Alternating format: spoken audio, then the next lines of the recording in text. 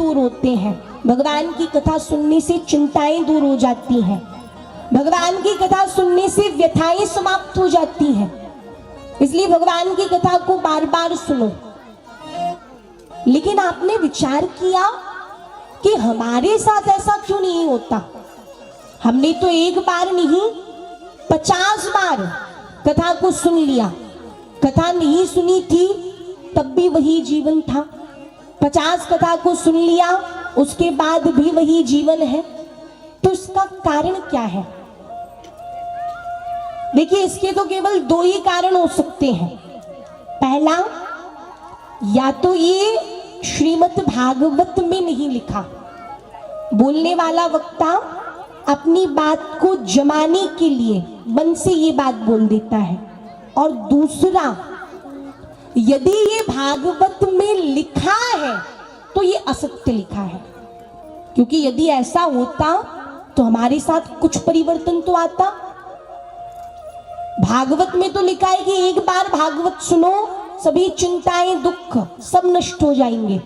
लेकिन आपने तो 50 बार भागवत सुन ली, 50 बार कथा श्रवण नहीं की थी, तब भी दुखी थे, तब भी जीवन में चिंताएं थी, आज भी दुखी है, 7 दिन के बाद भी दुखी रहेंगे। जीवन हमारा वही है। तो देखिए, विडंबना क्या है?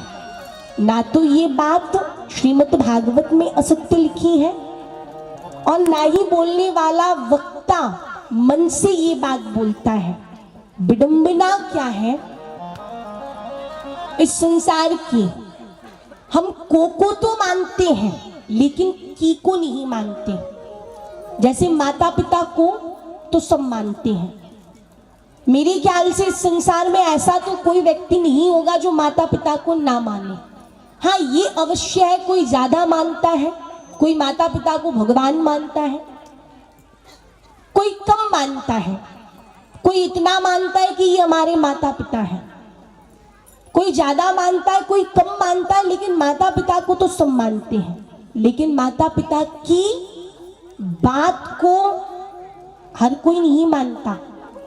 धर्म को सब मानते हैं लेकिन धर्म की बात को कोई नहीं मानता। भागवत को, रामायण को, शिव महापुराण को तो सब मानते हैं। कोई नास्तिक भी यदि होगा और यदि कहीं कथा हो रही हो तो वह दूर से प्रणाम कर लेगा, कितना भी नास्तिक हो। धर्म को सब मानते हैं, अपने अपने धर्म का पालन भी सब करते हैं, लेकिन धर्म की बात को हर कोई नहीं मानता। भागवत को, रामायण को, शिव पुराण को सब मानते हैं, लेकिन रामायण की, शिव पुराण की, भागवत की बात को कोई नहीं मानता। विडंबना यही है। इस प्रांगण में मैं किसी भी व्यक्ति से पूछूं, आप मुझे ये बताइए, यहाँ पर जितने भी लोग दिख रहे हैं इनमें से कथा प्रांगण में कौन कौन बैठा है? तो कोई भी बता देगा कि आपको जितने भी लोग दिख रहे हैं सभी कथा प्रांगण में बैठे हुए हैं। यदि मैं किसी से ये पूछूं कि कथा प्रांगण में कौन कौन बैठा है तो ये तो कोई भी बता देगा कि सब कथा प्रांगण में बैठे हैं। लेकिन इसके विपरीत यदि मैं किसी से ये पूछूं, आप मुझे ये बताइए, यहाँ जितने भी लोग दिख रहे हैं इनमें से कथा किस किस के अंदर बैठ रही है, तो शायद ही है कोई व्यक्ति बता पाए कि कथा इसके अंदर बैठ रही है। विडंबना यही है कि हम तो कथा में बैठ जाते हैं लेकिन कथा हमारे अंदर नहीं बैठती। आप लोग तो कथा में आ जाते हो लेकिन कथा आपके अंदर नहीं आती। और यही कारण है कि हमने 50 बार कथा सुन ली, लेकिन 50 बार कथा नहीं सुनी थी तब भी वही जीवन था, आज भी वही जीवन है। इसका कारण केवल एक ही है। और देखिए, कथा में बैठने से कुछ नहीं होता, ये भी मैं आपको स्पष्ट बतला रही हूं। सब कहते हैं कि कथा से पुण्य मिलता है, तो देखिए कथा से पुण्य नहीं मिलता। श्रीमद् भागवत कथा से पुण्य नहीं मिलता। श्री व्यास जी कहते हैं कि पुण्यों से कथा मिलती है। जन्मांतरे भवेत् पुण्यम तदा भागवतम लवेद। जब जीव के जन्म जन्मांतरीय पुण्यों का उदय होता है, समुदय होता है, तब जाकर के उससे एक बार कथा श्रवण करने को मिलती है। लोगों को लगता है कथा सुनेंगे तो पुण्य मिलेगा, लेकिन कथा सुनने से पुण्य नहीं मिलता, पुण्यों से भगवान की कथा मिलती है। भगवान की कथा श्रवण करने से व्यक्ति को जन्म और मरण के बंधन से मुक्ति मिलती है। कहा अमृत अमरता को प्रदान करता है। यदि कोई अमृत का पान करता है तो फिर उसकी मृत्यु नहीं होती। अमृत अमरता को प्रदान करता है, मृत्यु का नाश करता है। लेकिन भगवान की कथा, कहा भगवान की कथा जन्म का नाश करती है।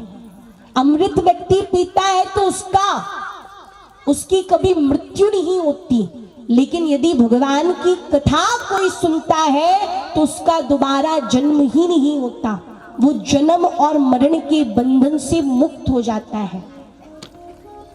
कथा में बैठने से कुछ नहीं होता जब तक कथा आपके अंदर नहीं बैठेगी। ऐसे तो आपने कथा बहुत बार सुन ली है, आगे भी आप अनेक बार सुन ले, लेकिन जब तक कथा आपके अंदर नहीं बैठेगी आपके जीवन में कोई परिवर्तन नहीं आएगा। और हमें प्रयास क्या करना है, कथा का उपयोग क्या है। कथा में बैठने के साथ साथ प्रयास करें कि कथा भी हमारे अंदर बैठ जाए। अब ऐसा नहीं है कि मैं आपसे कहूंगी कि आप पूरी भागवत जीवन में उतार लो, क्योंकि ऐसा कोई नहीं कर सकता।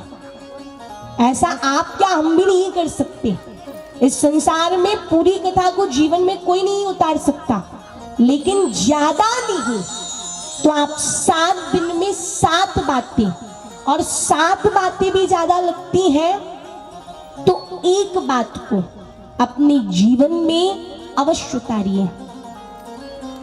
यदि आपने श्रीमद् भागवत कथा श्रवण करके श्रीमद् भागवत की एक बात को भी अपने जीवन में उतार लिया तो निश्चित ही आपके जीवन में परिवर्तन आएगा। हमारा आपको कथा श्रवण कराना सफल माना जाएगा और आपका कथा श्रवण करना सफल माना जाएगा। इसलिए सभी कथा श्रवण करने के साथ साथ कथा का अनुसरण भी करना है, कथा को अपने जीवन में भी उतारना है, कथा को जीवन में भी लाना है। ये कथा का उपयोग है। और फिर कहा कि कथा की उपलब्धि क्या है। भगवान की कथा कहने अथवा सुनने के लिए नहीं बनी है कि कहने वाले ने 7 दिन तक कथा को कह दिया और सुनने वाले ने उसे सुन लिया। भगवान की कथा सुधरने के लिए बनी है। भगवान की कथा कोई मनोरंजन का साधन नहीं है कि आप अपने मनोरंजन के लिए कथा को सुने। मनोरंजन के लिए संसार में बहुत सारे साधन हैं जिनके माध्यम से आप अपना मनोरंजन कर सकते हैं। भगवान की कथा मनोमंथन का विषय है, विचार करने का विषय है। कथा की उपलब्धि क्या है, तो ये जो श्रीमद् भागवत है ये कल्प वृक्ष का फल है। कल्प वृक्ष एक ऐसा वृक्ष है जिसके नीचे बैठकर आप कोई भी कल्पना करें, आप कोई भी कामना करते हैं, आपकी वह कामना, आपकी वह कल्पना तुरंत पूरी होती है। निगम कल्प तयोर गलितम फलम सुखी मुखाद मृतक द्रवशयुतम पीबत भागवतम रसमालयम मुहुरहो रसिका भूभि भावुका। ये श्रीमद् भागवत की कथा कल्प वृक्ष का फल है। और कल्प वृक्ष का कौन सा फल है, तो कहा कि ये सबसे पका हुआ और सबसे स्वादिष्ट फल है। सुखदेव रूपी तोते ने इसे झूठा कर दिया है और हमारा ऐसा मानना रहता है कि वृक्ष का कोई फल मीठा हो ना हो, लेकिन जिस फल को तोता झूठा कर देता है वो फल अवश्य मीठा होता है। अच्छा ये बताइए कि ये तो सभी जानते हैं कि वृक्ष का फल मीठा हो ना हो, लेकिन जिस फल को तोता झूठा कर देता है वो फल निश्चित ही मीठा होता है। तो इसका कारण क्या है? वह फल पहले से ही मीठा होता है या तोते के झूठे करने से मीठा हो जाता है, जिसे हम सुआ कतैल कहते हैं। लोगों को क्या लगता है कि जब तोता फल को झूठा करता है तो वो फल मीठा हो जाता है, ज्यादातर लोगों को यही लगता है। लेकिन वास्तविकता में फल तो पहले से ही मीठा होता है, बस तोते के अंदर एक विशेषता होती है। तोते के अंदर एक ऐसा गुण पाया जाता है कि उसे पता होता है कि इस वृक्ष में सबसे मीठा फल कौन सा है, और वो उसी फल को जाकर झूठा कर देता है। और हमें क्या लगता है कि फल तोते के झूठे करने से मीठा हो गया, जबकि फल तो पहले से ही मीठा होता है। तो ये जो श्रीमद् भागवत रूपी फल है, इसे भी सुखदेव रूपी तोते ने झूठा कर दिया है, इसलिए ये और अत्यधिक मात्रा में मीठा हो गया है। व्यास जी कहते हैं इस फल को खूब पियो। अब फल को भी कभी पिया जाता है? कुछ भक्त कहने लगे कि व्यास जी ये कैसी बात कर रहे हैं, फल को तो खाया जाता है या चूसा जाता है। यदि कोई सामान्य व्यक्ति कहता कि फल को पी जाओ तो उसे मूर्ख समझकर, अज्ञानी समझकर हम उसकी बात को टाल भी देते। लेकिन व्यास जी कह रहे हैं संसार में जितने वेद पुराण उपनिषद शास्त्र कहने अथवा सुनने वाली बातें हैं, सब महर्षि वेद व्यास की झूठन है। और वो व्यास जी कह रहे हैं कि फल को पी जाओ। अब फल को कभी पिया भी नहीं जा सकता और व्यास जी की बात को झुटलाया भी नहीं जा सकता। तो देखिए ये कैसा फल है। ये एक ऐसा फल है, ना तो इसमें गुठली है और ना ही इसमें छिलका है। इसमें त्यागने योग्य कोई अंश ही नहीं है। इसमें केवल रस ही रस है। इसलिए व्यास जी ने कहा पिबत भागवतम रसमालयम मोह रहो रसिका विभाव का। इस फल को खूब पियो, जितना हो सके उतना पियो, क्योंकि इस फल को पीने से हमें आनंद की प्राप्ति होती है। ये जो फल है ये तो मान के चलिए आप एक रसगुल्ले की तरह है। वैसे रसगुल्ले को आप जहां से खाएंगे वो वहीं से मीठा लगेगा, वहीं से स्वादिष्ट लगेगा। वैसे भगवान की कथा भी व्यक्ति जहां से सुनता है उसे वहीं से अच्छी लगती है, वहीं से प्रिय लगती है। तो ये श्रीमद् भागवत कल्प वृक्ष का फल है। और जिस प्रकार कल्प वृक्ष सभी कल्पनाओं को, सभी कामनाओं को पूर्ण करता है, उसी प्रकार भगवान की कथा भी व्यक्ति जिस संकल्प से, जिस श्रद्धा से श्रवण करता है, जिस इच्छा से श्रवण करता है, उसका वह संकल्प, उसकी वह इच्छा, उसकी वह कामना अवश्य पूर्ण होती है। ये श्रीमद् भागवत कथा की उपलब्धि है। बोले भागवत महापुराण की। इस संसार में 4 ऐसे स्थान हैं जहां व्यक्ति सच्चे हृदय से जो भी मांगता है वो उसे तुरंत मिल जाता है। बस उसे भगवान पर विश्वास होना चाहिए। का कौन से 4 स्थान? सबसे पहले तीर्थ स्थल का। यदि आप किसी तीर्थ भूमि में जाकर कोई कामना करते हैं तो आपकी वह कामना अवश्य पूर्ण होती है। ये उस भूमि का प्रभाव होता है। दूसरा, जिस स्थान पर कथा हो रही हो, यदि उस स्थान पर जाकर यदि आप मन में कोई कामना करते हैं तो वो कामना भी आपकी अवश्य पूर्ण होती है। क्योंकि जिस स्थान पर कथा होती है वो कथा स्थल, वो स्थान कोई साधारण भूमि नहीं रहता। जहां एक बार श्रीमद् भागवत की स्थापना हो जाती है, एक बार श्रीमद् भागवत कथा हो जाती है, वह स्थान तीर्थ के तुल्य माना जाता है। और इसका कारण क्या है? जिस स्थान पर कथा होती है, ये तो प्राय आप सभी ने सुना होगा कि वो इस स्थान तीर्थ तुल्य माना जाता है, उसकी महिमा तीर्थ के समान हो जाती है। जितना फल आपको तीर्थ दर्शन से मिलेगा, उतना ही फल यदि आप जहां कथा हो रही हो उस प्रांगण में जाकर बैठ जाए, तीर्थ के समान में फल प्राप्त होता है। इसका कारण क्या है? तो देखिए, जिस स्थान पर भगवान की कथा होती है उस स्थान पर सभी देवी देवता भगवान की कथा सुनने के लिए अवश्य आते हैं। सभी देवी देवताओं का आवाहन किया जाता है, सभी कथा श्रवण करने के लिए आते हैं। क्यों? क्योंकि ये कथा देवताओं के लिए भी दुर्लभ है। अभी हम आगे श्रवण करेंगे कि भगवान की ये जो भागवत कथा है ये दैव दुर्लभ कथा है, देवताओं के लिए भी सुलभ नहीं है। यदि देवताओं को भी कथा श्रवण करनी होती है तो उन्हें भी पृथ्वी लोक पर आना पड़ता है कथा सुनने के लिए, जिसमें से 2 देवता तो कहीं भी कथा हो कथा श्रवण करने के लिए अवश्य पहुंचते हैं। का कौन से 2 देवता?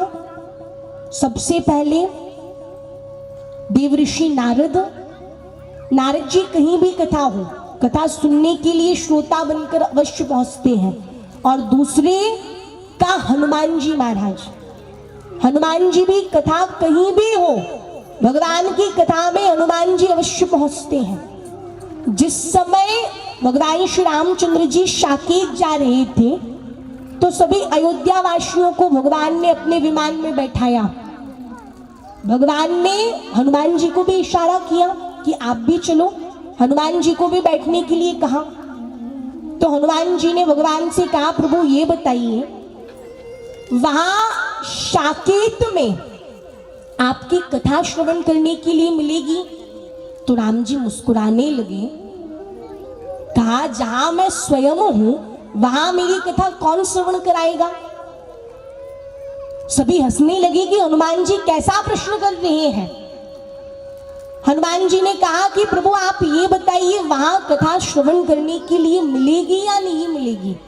तो सभी अयोध्यावासी कहने लगे, हनुमान जी आप कैसी बात कर रहे हैं, जहां भगवान साक्षात विद्यमान है वहां भगवान की कथा कौन श्रवण कराएगा?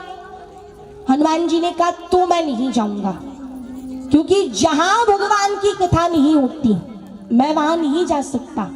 कहा प्रभु भले आप साकेत में रहते हैं लेकिन वहां आपकी कथा श्रवण करने के लिए नहीं मिलेगी, इसलिए मैं जब तक इस पृथ्वी लोक पर आपकी कथा होगी, जब तक मुझे इस पृथ्वी लोक पर आपकी कथा आपके गुण श्रवण करने के लिए मिलेंगे, तब तक मैं इस पृथ्वी लोक पर ही वास करूंगा। इसलिए जहां भी कथा होती है हनुमान जी कथा श्रवण करने के लिए अवश्य पहुंचते हैं। और हनुमान जी तो भगवान के ऐसे भक्त हैं कि इनका स्मरण भगवान भी करते हैं। सारा संसार हनुमान जी, सारा संसार भगवान राम का स्मरण करता है और भगवान राम, भगवान नारायण स्वयं हनुमान जी का स्मरण करते हैं। एक बार नारद जी को पता चला कि भगवान के पास एक डायरी है। कैसी डायरी? का उसमें भगवान अपने प्रिय भक्तों के नाम लिखते हैं। जैसी ये बात नारद जी को पता चली, नारद जी के मन में उत्सुकता जागी कि देखूं तो मेरा नाम भगवान की डायरी में कौन से नंबर पर है। अब नारद जी आए, सभी ध्यान से श्रवण करेंगे। नारद जी भगवान के पास गए, कहा प्रभु मैंने सुना है आपके पास कोई डायरी है, आपने मुझे बताया नहीं, मैं उस डायरी को देखना चाहता हूं। भगवान ने डायरी निकाल कर दे दी। अब डायरी जैसी खोली तो सबसे पहले पन्ने पर सबसे ऊपर देव ऋषि नारद का ही नाम था, नारद जी। नारद जी इतना देखते ही तो गदगद हो गए। कहा, प्रभु आपके प्रिय भक्तों की डायरी में मेरा नाम सबसे ऊपर है, ये तो मुझे पता ही नहीं था, अर्थात मैं आपको सबसे प्रिय हूं। भगवान मुस्कुराकर बोलने लगे कि नारद जी, ये मेरे प्रिय भक्तों की डायरी है और इसमें मेरे प्रिय भक्तों के नाम हैं, जो भक्त मुझे बहुत प्रिय हैं। नारद जी ने पूरी डायरी देखी। अब प्रसन्नता इस बात की तो थी कि मेरा नाम सबसे पहले है, लेकिन आश्चर्य इस बात का था कि उस डायरी में कहीं हनुमान जी का नाम नहीं था। अब इस बात पर नारद जी बड़े आश्चर्यचकित थे कि भगवान के भक्तों का नाम आए, भगवान के भक्तों की चर्चा हो और हनुमान जी का नाम ना हो, तो ये बात तो असंभव है, संभव ही नहीं है। हनुमान जी का नाम नहीं है डायरी में। नारद जी बड़े आश्चर्यचकित हुए। नारद जी ने कहा, ये बात तो जन जन तक पहुंचानी पड़ेगी। नारद जी किसी भी बात को, ये उनका काम है, उन्हें कोई भी जानकारी लगती है तो वो जन जन तक उसे पहुंचा देते हैं। नारद जी ने कहा, ये बात तो बतानी पड़ेगी। नारद जी तुरंत वहां से निकले। तभी संयोग ऐसा हुआ कि लौटते समय नारद जी को हनुमान जी मिल गए। हनुमान जी को देखकर नारद जी ने प्रणाम किया, कहा, महाराज अच्छा हुआ आप मिल गए, आपको एक बहुत विशेष सूचना देनी थी। देखिए, आप दुखी नहीं होना, लेकिन भगवान आपके साथ अन्याय कर रहे हैं। हनुमान जी ने कहा, कैसा अन्याय? कहा, देखो अब हम तो इतने बड़े भक्त नहीं हैं, लेकिन आप 24 घंटे एक क्षण भी भगवान का विस्मरण नहीं करते, 24 घंटे भगवान का स्मरण करते हैं। लेकिन आश्चर्य इस बात का है कि डायरी में आपका नाम कहीं नहीं है। का कौन सी डायरी? का अरे जो भगवान ने प्रिय भक्तों की डायरी बनाई है, उस डायरी में आपका नाम कहीं नहीं है। हनुमान जी मुस्कुराए। हनुमान जी ने कहा, नारद जी अभी आपने एक ही डायरी देखी, भगवान के पास एक और डायरी है, जाओ दूसरी डायरी देखकर आओ। नारद जी ने कहा, अच्छा एक और डायरी है। अब नारद जी फिर तुरंत लौटे। नारद जी पहुंचे। नारद जी ने भगवान से कहा, प्रभु आपके पास एक और डायरी है, मैं वो दूसरी डायरी भी देखना चाहता हूं। अब वो दूसरी डायरी भगवान ने निकाली। जैसे ही नारद जी ने उसे खोला तो पहले पन्ने पर सबसे ऊपर हनुमान जी का नाम था, हनुमान। ये देखकर तो नारद जी आश्चर्यचकित रह गए। नारद जी कहने लगे, प्रभु ये दोनों आपके भक्तों की डायरी है। भगवान ने कहा, हाँ दोनों मेरे भक्तों की डायरी है, और इन दोनों डायरियों में जिन भक्तों के नाम है वो मुझे बहुत प्रिय है। कहा, प्रभु फिर इतना परिश्रम क्यों किया? दो डायरी बनाने की क्या आवश्यकता थी, एक ही डायरी बना लेते। इन दोनों डायरी में कोई अंतर है? तो भगवान ने कहा, इन दोनों डायरी में बस एक अंतर है। कहा, प्रभु अंतर क्या है? दोनों आपके भक्तों की डायरी है, दोनों भक्त आपको प्रिय है, फिर दो डायरी बनाई। नारद जी को ये बात समझ नहीं आ रही थी। तब भगवान मुस्कुराए और भगवान बोले, नारद पहली डायरी में उन भक्तों के नाम है जो मेरा सदैव स्मरण करते हैं, जो मेरा सदैव चिंतन करते हैं। जैसे कि तुम नारद जी सदैव नारायण नारायण गाते रहते हैं, एक क्षण भी भगवान का विस्मरण नहीं करते। और कहा दूसरी डायरी में उन भक्तों के नाम है जिनका मैं सदैव स्मरण करता हूं, जिनका मैं सदैव चिंतन करता हूं।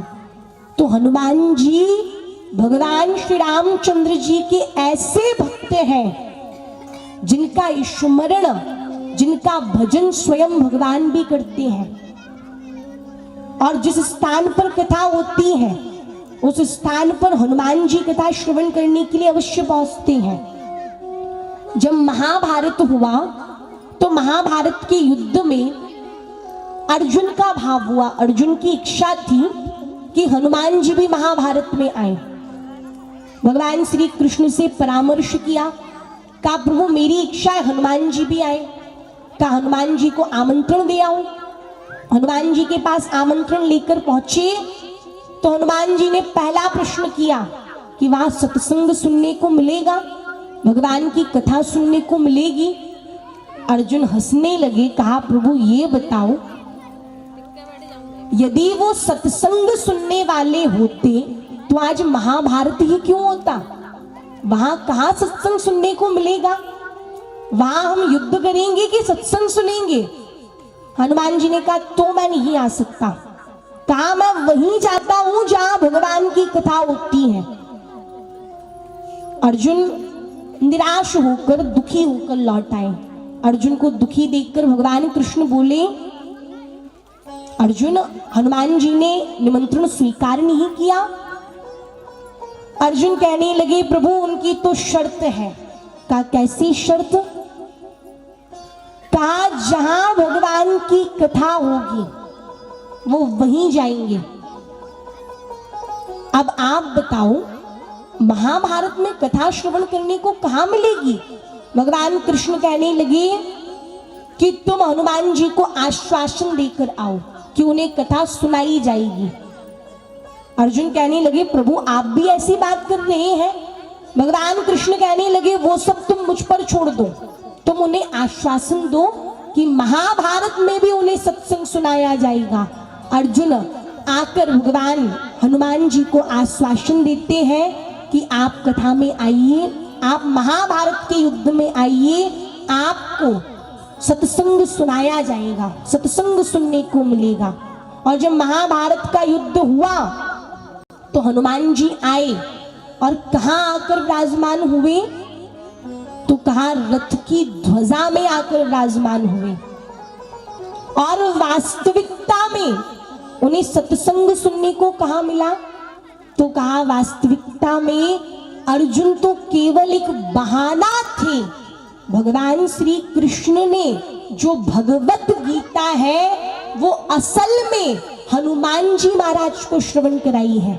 भगवत गीता के प्रमुख श्रोता हनुमान जी महाराज हैं। तो ऐसे भगवान श्री रामचंद्र जी के परम लाडले, परम प्रिय श्री हनुमंत लाल जी जहां भगवान की कथा होती है वहां कथा श्रवण करने के लिए अवश्य पहुंचते हैं। इसलिए जिस स्थान पर एक बार कथा हो जाती है उस स्थान को तीर्थ के समान माना जाता है। क्यों? क्योंकि वहां सभी देवी देवता आकर कथा श्रवण करते हैं। तीसरा, यदि आप भगवान के मंदिर में जाते हैं वहां भी आप जो कामना करते हैं तो भगवान के मंदिर में की गई कामना भी पूर्ण होती है। और चौथा, गुरु के सानिध्य में, यदि गुरु के संरक्षण में रहकर हम मन में कोई कामना करते हैं, कोई संकल्प करते हैं तो हमारी वो कामना, हमारा वो संकल्प अवश्य पूर्ण होता है। तो इस संसार में ये 4 स्थान ऐसे हैं, तीर्थ भूमि जहां भगवान की कथा हो रही हो, भगवान के मंदिर में और गुरु के संरक्षण में। इन 4 स्थानों को कलयुग में कल्प वृक्ष कहा गया है। कृपा कान्हा जी बनाए रखना, इतनी कृपा सावरिया बनाए रखना, मरते दम तक सेवा में लगाए रखना,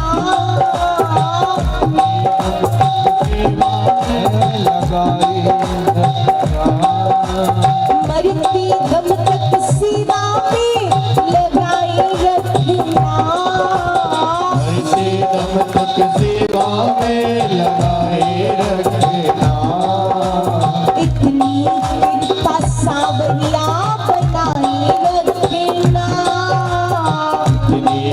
कृपा सावरिया बनाए रखना। इतनी कृपा कान्हा जी बनाए रखना। इतनी कृपा कान्हा जी बनाए रखना। मरते दम तक सेवा में लगाई रखना। मरते दम तक सेवा में लगाए रखना। प्रभु मरते दम तक सेवा में लगाई रखना। मरते दम तक सेवा में लगाए रखना। सभी अपने दोनों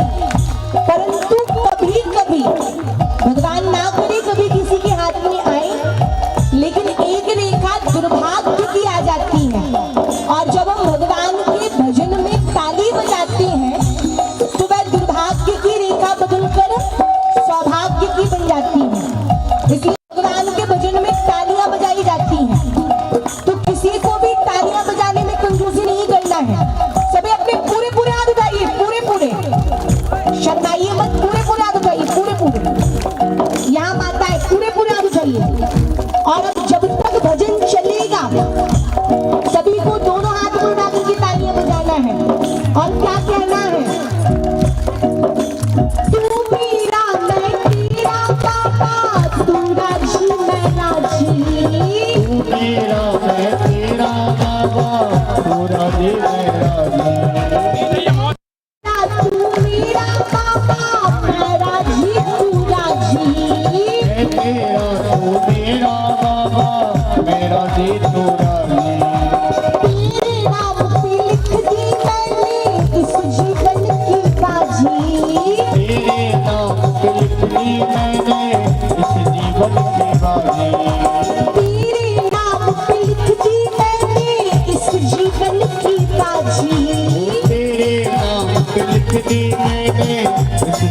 श्री राधे। मैं तेरा तू मेरा बाबा मैं राजी तू राजी।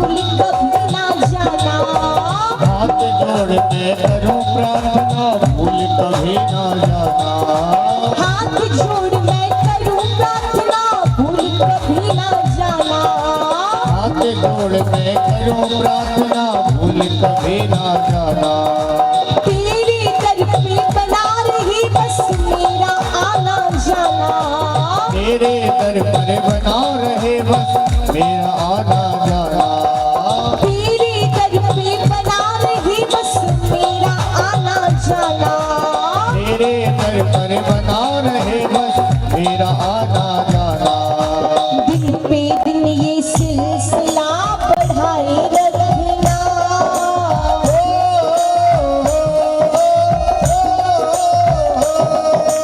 दिन पे दिन ये सिलसिला बढ़ाए रखना दिन पे दिन ये सिलसिला बढ़ाए रखना मर्द दम रग सेवा में लगाई रखना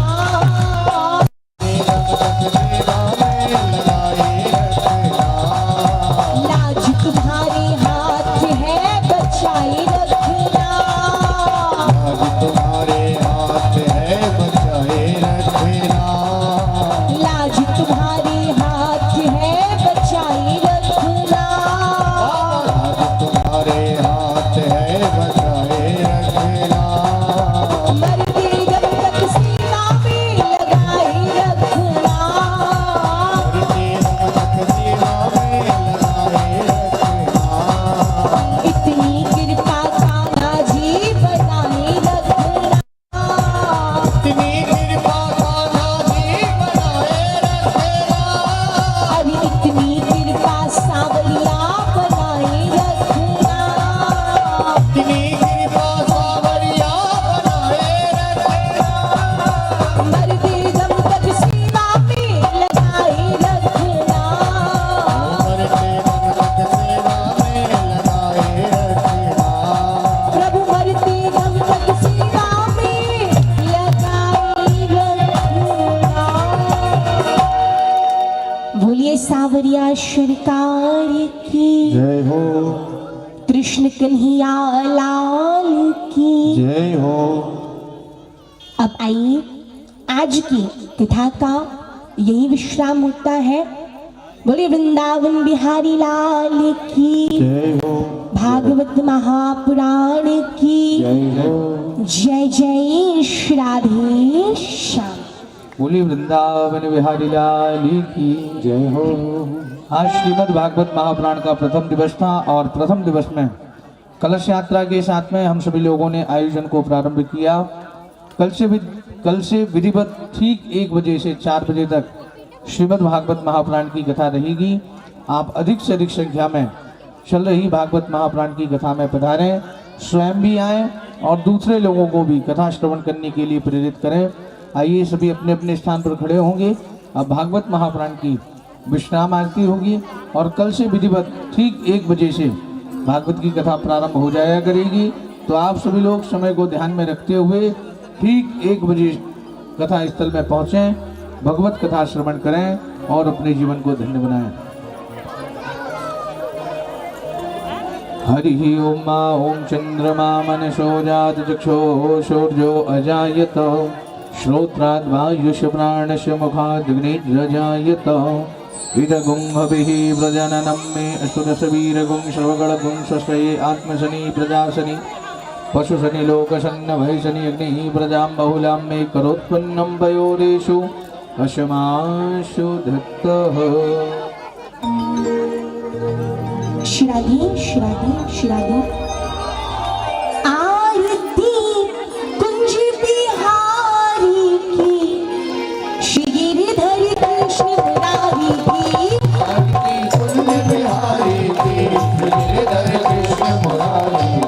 गले में बैजंती माला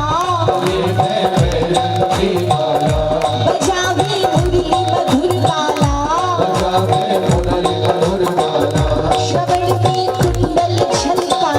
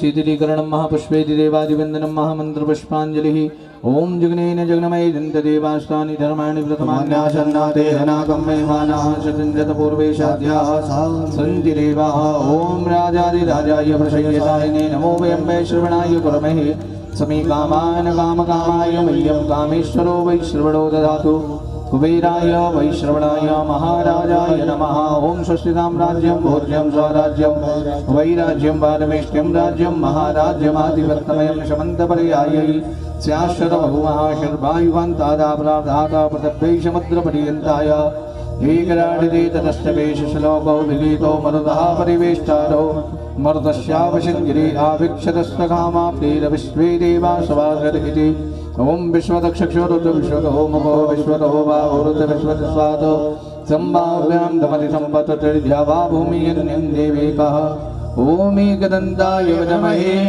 वक्रतुण्डाय धीमहि तन्नो दन्तिः प्रचोदयात् ओम कात्यायन्यै च विद्महे कन्याकुमारी च धीमहि तन्नो देवी प्रचोदयात् ओम नारायणाय विद्महे वासुदेवाय धीमहि तन्नो विष्णुः प्रचोदयात् नाना सुगन्धपुष्पाणि यथा कालो भवानि च पुष्पाञ्जलिं मया दत्त्वा गृहाण परिवेश शांगाय शबरिवाराय शाउधाय शक्तिकाय शबानुभाय मंत्रपुष्पाञ्जलिं समर्पयामि।